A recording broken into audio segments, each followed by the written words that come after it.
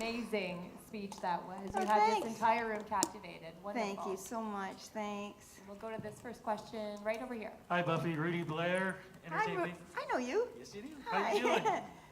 Look, first, congratulations on receiving the award. But I'm just curious, what did you think of Gord Downey's project and what he's done throughout this time? Oh, I was very touched, and you know what was coolest about it? I think because of the way that he did it, it was effective. I mean, you can do cool things, you can say cool things, you can be famous, but I think it reached an awful lot of people with a message that may have been new to them. I think it was different coming from him than maybe coming from me. Question right over here in the front. Hi, Buffy. Eli Glasner, Hi. CBC. Congratulations. I want to ask, when you started, you were a trailblazer. You were breaking ground, and now we're seeing this amazing kind of explosion of Indigenous artists. So how does that feel for you to see, I guess, this wave that's come after you? It feels good. There's a lot of things about Indigenous people all over the world that colonialized people don't know, you know? And I don't know, I think I was doing it so young, and I was lucky enough to be raised in two families, you know, an Indigenous family and a non-Indigenous family.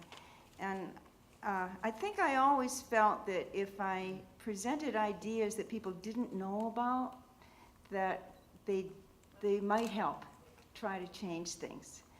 And I wasn't doing only Indigenous issues songs, but there weren't that many other people who were doing it, or if they were, they weren't in the right place to be heard.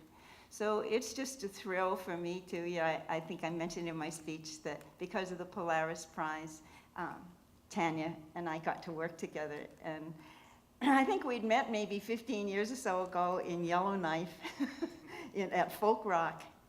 And she's gone through a lot of changes, and just watching her develop, or seeing Tribe Called Red reach beyond the Indigenous community and reach everybody. You know, it's just a thrill. I was watching APTN the other night, and I saw a group that I had never seen before. They were called Willow. So I was at my Facebook page saying, anybody know these guys?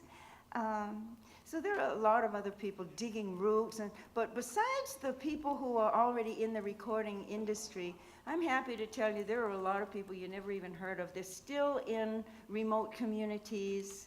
They're playing jazz, they're playing traditional, they're playing, you know, folk style acoustic, they're playing rock and hip hop and everything. And every time that you guys are kind enough to mention one of us people who are better known, I think it really gives some hope to those who just really need it. Like any other young or new musicians, you know, they need encouragement and support, and I think shows like the Junos is good for that, you know, especially to have a multicultural reach. Question right over here on the right. Hi, Buffy. Linda Heldman for Canadian Beats. Do you feel that Indigenous music has been more openly embraced in recent years? And if so, do you feel you have played a leading role in that? I guess, because for such a long time, there wasn't anybody else, you know, who was so visible. So I guess I have. But you know, just as a person who is lucky enough to travel and be in a lot of Indigenous communities, there are a lot that you're just not seeing. So that's why I'm so glad to see you giving some attention to other people in other fields of music. I mean, William Prince opened for me in Nanaimo just a couple months ago, and I hadn't heard him. And here he is performing for you guys, and you know, winning a Juno outside of the Indigenous category. And when we first founded we called it Music of Aboriginal Canada then. And you know, I remember the day that I went into Caris with Elaine Bombery and Shingoose, whose name is also Curtis Johnny, and we had to build a case at Caris. because, you know, they don't establish a category for something just because they feel sorry for you or because you're cute or have nice feathers or something. We had to come up with the numbers. And that's what Elaine Bombery and Shingoose did particularly. I was just kind of window dressing, but we had to prove that there were record companies interested, that there were enough musicians, singers, songwriters, producers actually making records, that there were studios recording, and of course there were. And we've come a long way since then, and Karis has been really quite supportive. And one last question right over here in the back. Yeah, hi, Chad Walcott from Nudif Media as well as DCMTL. First off, congratulations. I know my editor-in-chief wanted me to let you know she finds you incredibly inspiring, as do I.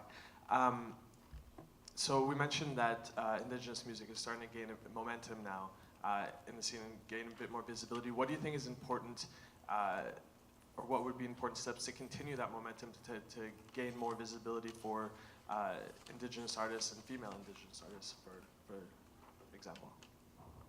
Oh gosh, I ought to be asking you that question. I think we're doing pretty good tonight. Yeah, for sure. And tomorrow night too, you know, Tribe Called Red's gonna play for you, and Tanya Tagak will be playing for you as well. I'll get to open the evening with the Anishinaabe welcome, which is really an honor. I guess I would just ask you, hey Bear, Tribe Called Red, Bear, my buddy.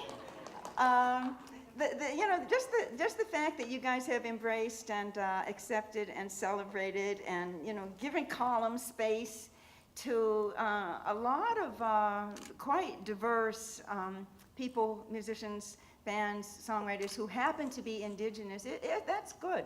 Please keep that up.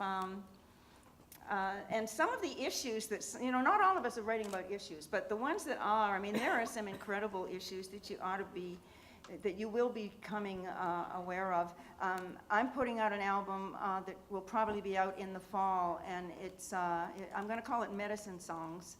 And it has new songs, but it also has some of the songs that you never got to hear because of the blacklisting that went on in the 60s and 70s. And although blacklisting itself may not exist today, you know, in show business they only have to hold you underwater for about 4 minutes and you're dead for a very long time. So there are a lot of songs that Indigenous and other people have written that never got heard because at the time they didn't have the kind of business support, record support that would have seen them through those blacklisting times and made it not happen.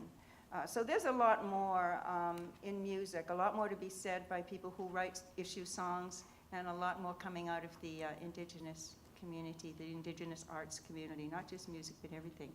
So thank you for covering it and being interested. Thank you very much, Buffy. Thank you, guys. Congratulations Thanks. once again.